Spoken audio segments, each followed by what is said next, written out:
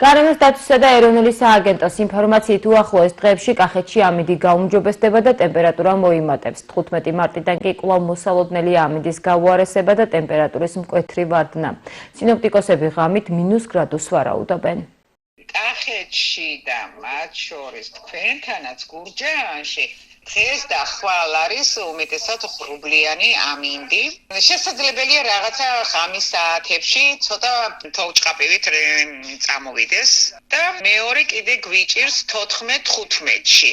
აქაც უკვე წვიმა არის მოსალოდნელი უმეტეს რაიონში და მათ შორის გურჯაანში. თუ მაგალითად 11-დან დაიწყება მომატება 13-ის ჩათვლით კახეთის რეგიონში დიდი ახლა ისეთი 12 გრადუსამდე შესაძლებელია რომ მოიმატოს. 14-15-ში კვლავ 1-3 გრადუსი დღის მაქსიმალური ტემპერატურა დაიკლებს. 11-12-ში ღამის საათებში უარყოფითი ტემპერატურა იქნება 0-დან -2 გრადუსამდე. და უკვე 13-დან ღამის ტემპერატურაც ღამის მინიმუმიც მოიმატებს და მათ შორის მოსალოდნელია, როგორც გითხარით, თუ მოიმატა 12-13-ში, 14-15-ში დღის მაქსიმალური დაიკლებს და მინიმუმი დაახლოებით 2-4 გრადუსის სითბოა მოსალოდნელი და აი ეს კვირის დასაწყისიც წვიმიანია 16-17 და მე ვნახოთ თუ გამოიტარებს.